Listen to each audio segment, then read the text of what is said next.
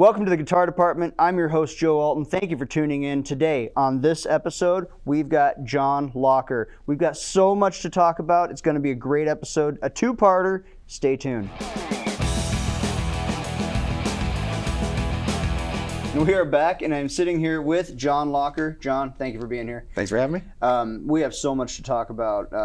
You've got so much going on that this interview could probably go on for a full hour, and we wouldn't run out of stuff to talk about.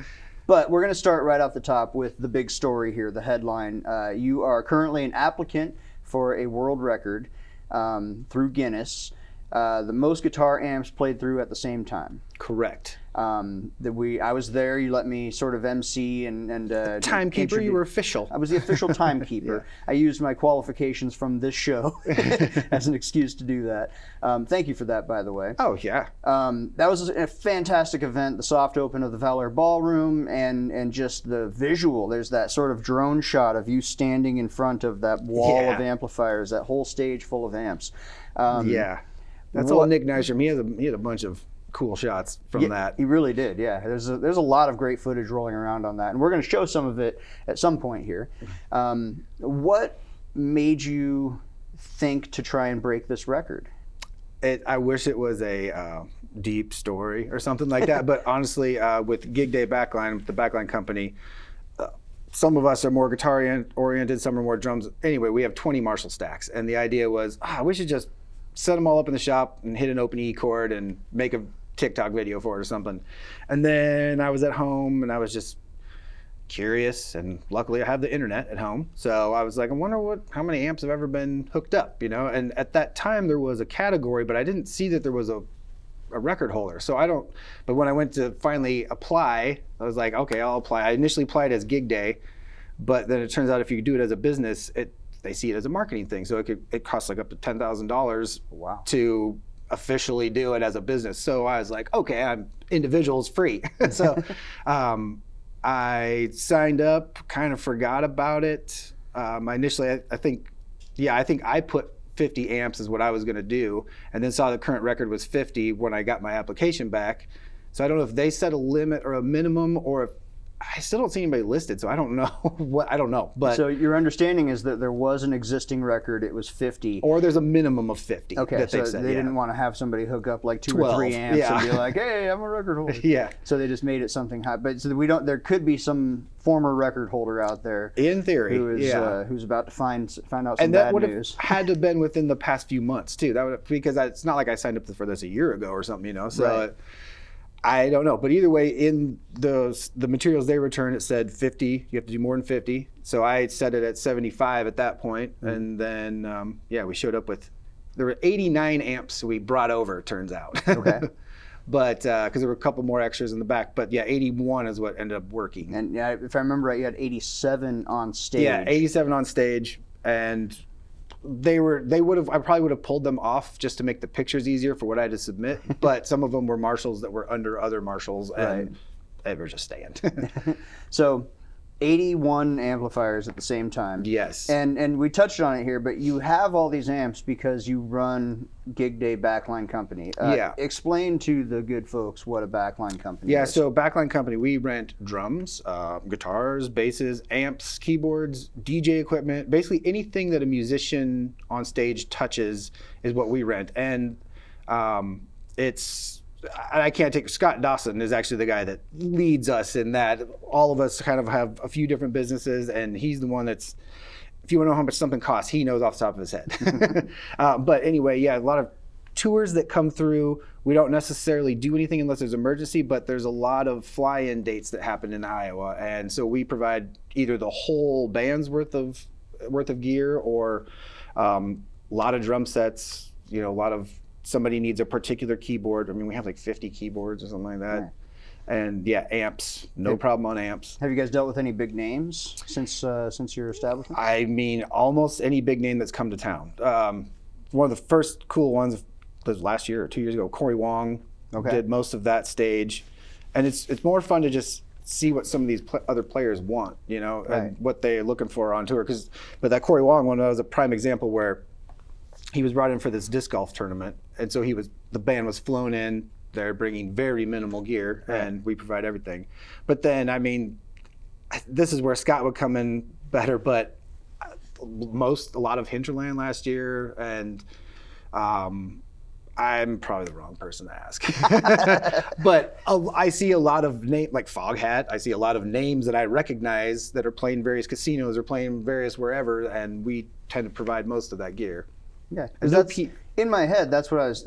You think about, like, well, if Metallica's rolling through and they blow an amp, they got to call somebody, right. And so that would ultimately be you or a company like you, right? And now Metallica has semis full of amps, so they're probably good on their own. But that's the very concept. It's more of the bands that are coming through to Woolies or something like that, or to now Valair and Vibrant, that they're mostly on tour, so they're pretty self-sufficient unless an amp blew last night, and then that's when we'd come in there. So yeah. That makes a lot of sense. So, and that's just one of the many things that you have going on personally in the Des Moines music scene. So let's start a little bit further back. You were the bass player for the Nadas. For 10 years. For 10 years. 2002 to 2012. Yeah. How did that come about? Through James Bean, really. I've known James and played with James for a long time, and he was sort of the fifth Beatle with them. And I can't remember what happened, but the bass player, he had to be in a wedding or something, so I filled in once, but he was kind of getting ready to be on his way out anyway. When it came, I really had a week's notice, I think it was, before the first 2-week little run, and I basically just slept with the songs on and stuff, just tried to osmosize it. But it's a good trick, by the way. It is. It's just amazing how much you just start to recognize the song, and I've always had at least, I don't have a perfect pitch or anything, but I have relative pitch where if I can hear what the chords are once I know what key I'm in, basically. So, but yeah, I just did that for 10 years, and that was a sweet run, and on buses, but back in blowing up buses. And I'd say the Nadas are about as big as it gets as far as a local or regional band. Yeah, I often wish that an actual book would be written because of the history of it, because it would be a lot like that Almost Famous movie, but maybe not quite as dramatic. But yeah, it was fun. Lots of getting to see the whole country. I mean, at that time we were playing over 200 shows a year, so I felt like I was on tour for the most part, and it was bus, and so that was comfortable. But it was our own bus, so we maintained it, and that's a whole. Any of the bands out there that are just getting buses right now, like I saw the High Bank Boys, they've got one now. The Lions running the zoo. Yeah, it's like good luck. Wait till the mice eat through your satellite dish. But yeah, it's fun though. So, what was your musical background? How did you start to become a musician at all? So about 12 or 13 was when my dad brought a couple instruments home from my grandparents' house. There was a K bass that's pretty cool. It's hollow body, looks kind of like a Les Paul, sorta. And then this 60 Les Paul Jr. that just kind of hung out in the case. And then at that time, I wish I had this amp, but it was a blackface Bassman with the 212 and all the stuff. But he sold it at some point. I think it was in the floods of '93. I think if I remember right. Yeah. Somebody came anyway. But I started tinkering on the bass. It only had 3 strings on it at that time. And he got me started on Girl, You Got Me. Yeah. You know, that was my first learned song. And somewhere there's a tape where I called into KIOA requesting it, and I got on air and then played the song, and that's what I would practice to initially. And then, started to see about jazz band, because the other couple people in Nevada, Iowa, where I grew up, were in jazz band and a year older than me. And it looked like that could be kind of fun, and band directors were super cool. I didn't know what the notes on the neck were, you know. So, right. But I could, if they gave me a tape of the song, to some degree, I could just figure it out. And that was, so then I started doing that. Then they helped me learn, here's your E, and then the open strings, and just kind of learning the neck, and then the beginnings of reading music, and then just I kind of took over from there. Okay. But, so it was a sort of a slow burn, it sounds like. You started learning just sort of how to play by ear, getting general musicality, and then sort of got your education after that. It was about 2 years of just only by ear and what somebody would show me, and then, maybe a year, but either way, yeah, then band director started showing me the first things, and then when I was 16, I got into the Taz band, which was pretty big-ish deal at the time, you know. And the Taz band was great. Taz was actually my first guest on this show. Oh, really? Yeah, he is my musical mentor when it comes down to it now, because I was coming in, I got in the band, and then I just wanted to learn, so I would actually come to a half hour early for rehearsals and take a lesson with them too. And some of the great things, permutations. If you don't know permutations, it's like your best finger exercise you can ever have. Yep. All the modes. All the modes, all the combos of still 1, 2, 3, 4 is about as far as I can go fast. But yeah, that was my first experience of. I lived in Nevada, and I was driving down to Des Moines and playing with 30-year-olds in bars and some of these casinos and stuff that we played. Taz had to sign stuff where he's my guardian for the night and things like that. Yeah, you couldn't be there past 9. Right, or especially the casinos. I don't know if bars are still the same, but at that time, if your parents were with you, you could play in the bar. Because my first gig was at 13 in a bar in Nevada. But then quickly I got in this band in Ames, and we were playing Peoples and whatnot in Ames. And that's where I first met Tony Bonenkamp, because his band Lunchbox was the cool college band, and my band, well, not my band, the band I was in, Fool's Journey, was the kind of cool high school band, and we ended up playing a lot of frat parties with them. Yeah. And that's where I first met Tony, who was then the drummer of the Nadas, and then my first partner at the studio, and now friend, and I play in his band. But I don't know where I was going with that. But well, you did mention your studio though, so maybe the place to go is to segue into that. As I said, we have a long list of stuff to talk about here. You're also the owner of Sonic Factory. Yes. Tell me about Sonic Factory. So that it was probably 2005 or so. I was starting to mess around with stuff in my basement of recording. Mostly this was from the Nadas, and the 2 sessions I was on playing bass down in Dallas. I learned really quickly that I had way more ideas than just bass ideas. You know, whole song I could, whether you liked my ideas or not was a different story, but I had ideas. You're a producer at heart. Yeah. So then on that second record, a few of the ideas actually made it on the record, and was like, okay, that's cool. And in the meantime, I had just enough stuff I could record my bass for a couple producer friends of mine that if they needed some slap thing, there was this and that, just some bass thing for 30 seconds of a loop, I would send that stuff to them.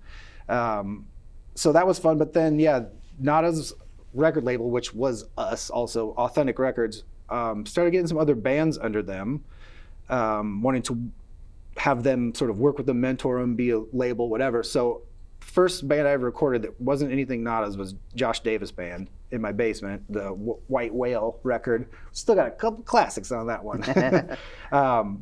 But the money he paid with a little bit that the Nada's / Authentic chipped in got me just enough gear to record comfortably, but still not know what I'm doing, right. But know that I've seen it done, and I know where the buttons are. So yeah, that turned out pretty cool. That I go back and listen now. There's a couple things I'm like, yeah, that's totally fine for where everybody was at, Mm-hmm. But anyway, then I graduated to some more bands with Authentic, and like Town Crier. That was one of my favorite projects to work on. The End and everything after. There was a couple songs on there. I thought we were all going to be millionaires. I thought, okay, boys, it's going to be different tomorrow. But we all get a little doughy-eyed sometimes. Yeah, Start hearing your own music. This is good, man. People are going to love this. Oh, just a little Gavin DeGraw was huge at the time. Yeah. And these things were very pop, piano, rock sort of stuff. And I was just like, oh, man, this is neat. Anyway, nothing happened. But yeah. You made it to the guitar department. I mean, exactly. I can't say nothing happened. Right. Yeah. But yeah, then that turned into, I was becoming friends with Tim Thielen, who used to be Thielen Guitars out of his basement. He had the Lutherie shop, which they were right next, where XBK is and all that stuff is, Anyway, the back garage was open, and I was kind of looking for a spot where I could do this. And at that time, Tony Bonenkamp had a similar little studio in his basement. We basically were talking, let's join forces and pool our gear and try and do this. So anyway, we got that backspace for super cheap, got a small loan, a high interest rate, very dumb, but basically turned that back garage into a studio, which is where it was for 16 years or whatever when we moved last year. And it went through a few changes here and there of control room was downstairs, then it was upstairs and this and that, but a lot of regional records came through that place. So, Sonic Factory up and running. Mm-hmm. You've got your history with the Nadas. You're waiting on a world record, but we're still not even done. Mm-hmm. We've got so you own Jabbermouth Media. Yeah. Tell me about Jabbermouth Media. So that's a video company which also does a bunch of streaming and whatnot. Video has also been something I've always dabbled with and started to get more serious about it 2016 or 17, something like that, through once again my sort of production mentor, Paul Wright, who lives out in California, and he's from here, but I've done really cool things with that's because of him, why I played a weekend with Dana Carvey. And then when that whole Saturday Night Live crew came and did the fair, we were the Saturday Night Live band for that thing. So nice. Those things came through him. He's who I still have my leftover COVID work with Adobe and this and that. And but he was just trying to say, you should get into video, because not only are there more zeros on the invoices, but you already do audio, your videos can have the best audio, whatever. And so he actually sent me a couple cameras, sent me around the state to shoot a few things for him. He needed some little B-roll stuff for, right. And that just sparked it right there. And next thing you know, I'm buying some cameras, and my wife works for Waukee Schools, and there's always a teacher or two that's getting married. And so it very quickly became, hey, can you shoot our wedding? And then there was one summer where, and my wife doesn't really shoot video, but she can follow instructions enough on the camera to know her like 3 settings she needs to mess with. And so there was one summer we did 16 weddings, and that was just too many when that's not your job. Right. But it's good money, and it afforded more camera gear, and allowed me to learn a lot more too about that. And then so friends at Oceanwide Studios, that they were doing this but on a higher level and for paying bigger clients and stuff, and they were hiring me for a bunch of these jobs. I was hiring them off and on for a bunch of jobs. So it just became, what if we just join forces once again, kind of pool our resources.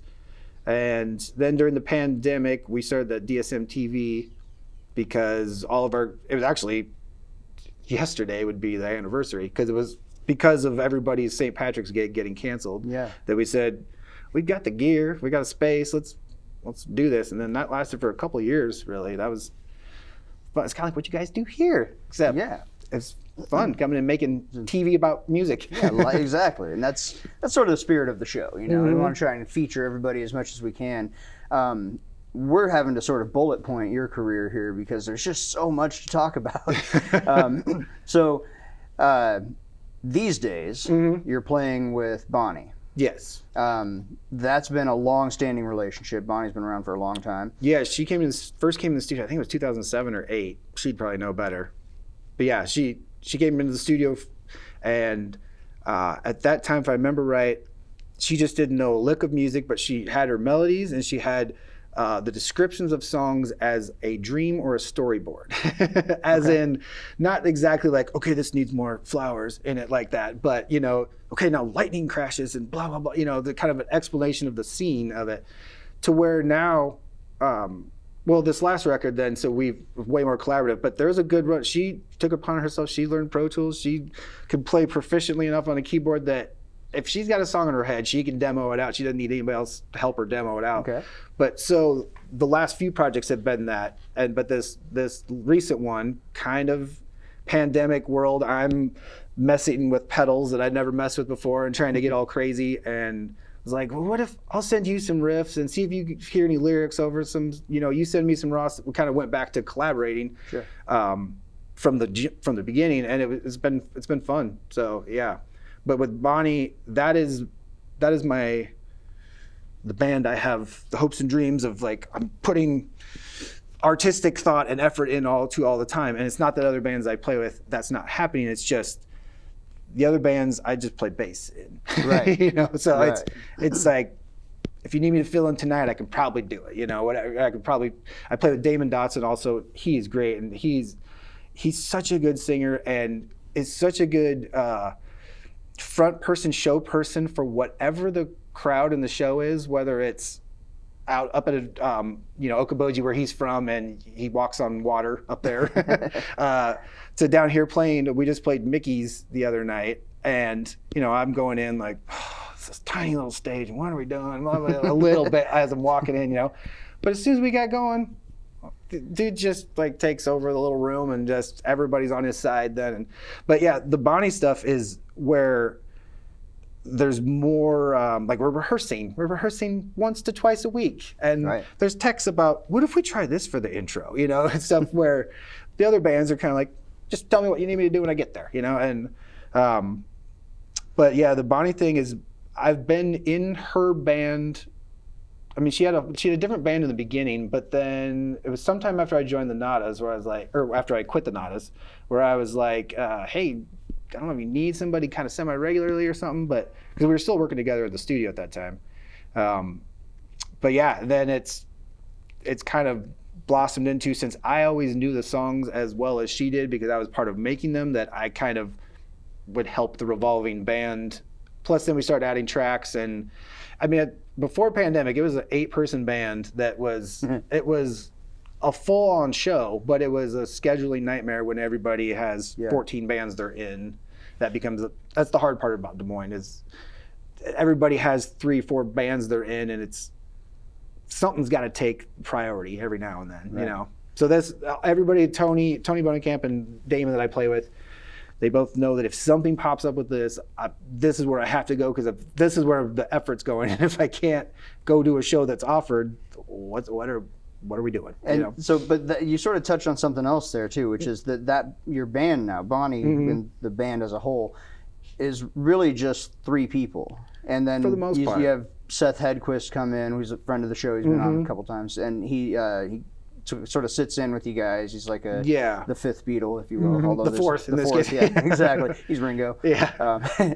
No, but that's possible because of the way you play bass. Right. And so as a musician, one of the things that you notice right away is that there's a shortage of good bass players. There's not a shortage of good guitar players. Right.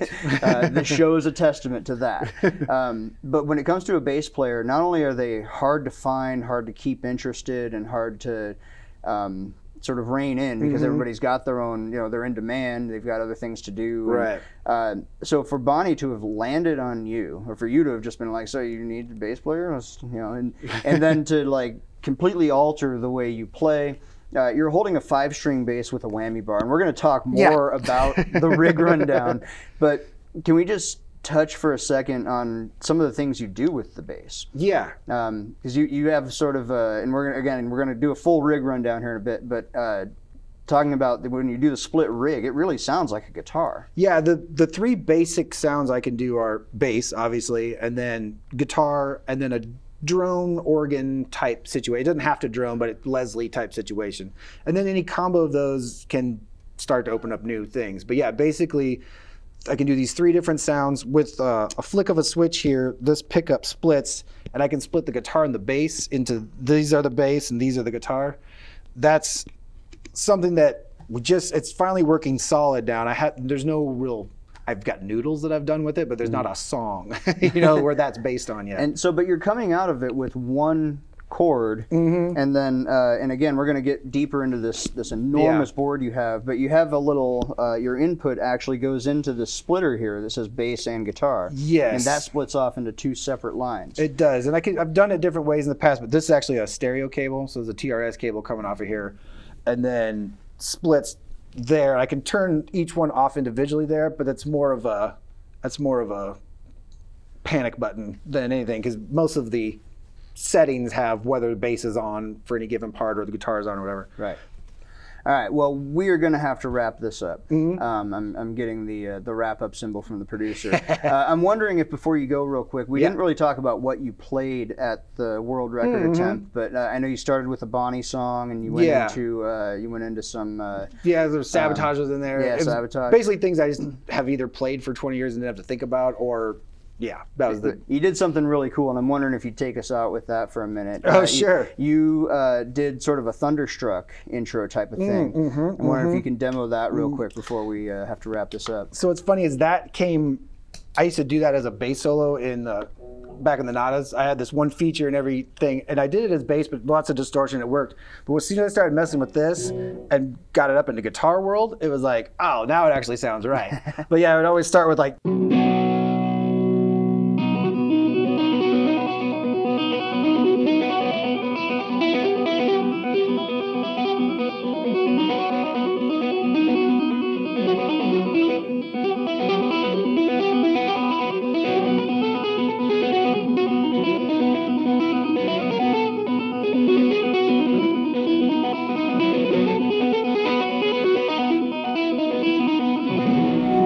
There's always something. I know that wasn't quite accurate there, but that was, yeah, I don't. That was awesome. It's one of those things that James Bean showed me that back in the 308 days, but he's doing it on an open B, you know, and doing it like that. So I was always just like, it'll look cool if I keep it in B and do it up here.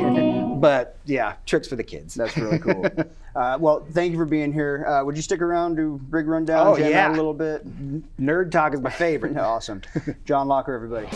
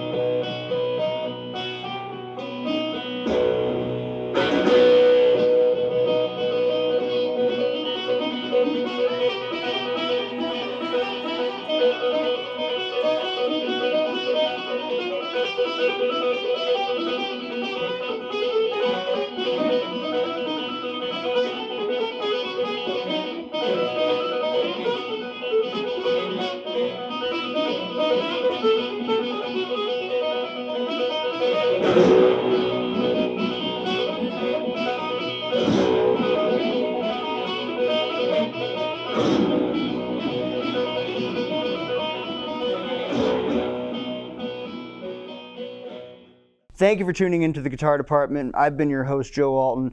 Jon Locker is here. We have a whole second episode lined up for you guys where we're going to feature his rig rundown. We're going to jam a little bit more. Please be on the lookout for that in 2 weeks. Follow us on Facebook and Instagram. Thank you for tuning into the Guitar Department.